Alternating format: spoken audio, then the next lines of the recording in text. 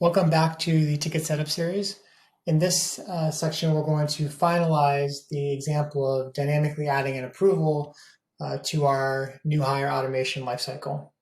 So we have created this Power Automate task that's going to do that.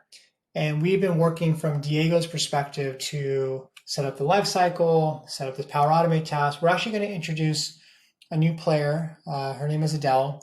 She is the one that's going to be submitting this new hire for us to look up her manager in Microsoft Entra. Now, her manager is Diego, so we're going to see that flow through to Diego so we can actually action that and move that process forward. So what we'll do here is we'll shift over to Adele's perspective, and she's going to initiate this new hire through Tikit Virtual Agent.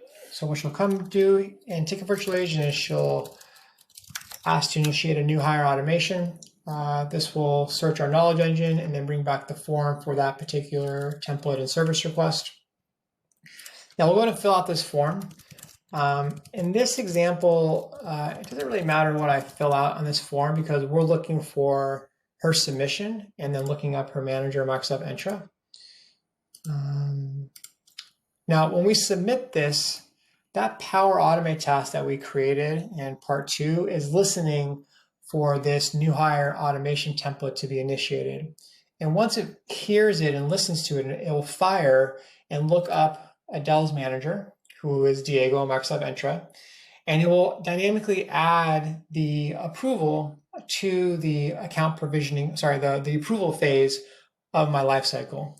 Now, what you're seeing Adele see here is the approval being added. So Adele's been notified that for Ticket 30 that was created, in the approval phase, Diego needs to actually approve this request to move this forward. Now, what I want to do is I want to shift to Diego's perspective as an agent to highlight the lifecycle as well as to see what his options are. So if I go over to Diego's persona and I look at the Ticket Agent portal, what I'll see here is Ticket 30 has been created. And it's currently sitting with a new hire automation lifecycle and my approval phase. And if I click on Ticket 30, what I'm going to see here is Ticket 30 is going to have that lifecycle that we created in part 1, along with the form for that template. But what you'll see here is that there's an approval here. That's the approval that Adele saw from an end user, but this is the approval on the actual ticket that was dynamically added when Adele submitted this. We also can see this happen in the activity stream.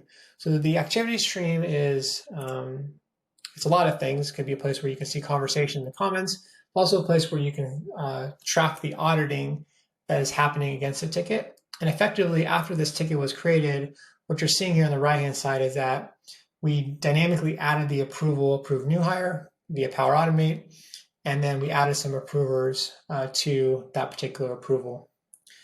Now, once that approval is there, this lifecycle works like any other lifecycle that you may apply through the creation of a ticket.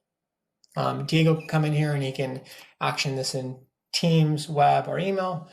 But if I were to approve it here, that would approve this particular approval in the approved new hire phase. And that will tell my lifecycle that I can move forward to the account provisioning phase. And in the account provisioning phase, I have 2 tasks, setting up the payroll account and setting up the HR account. I hope you enjoyed this video. And if you have any questions, please email team@tikit.ai.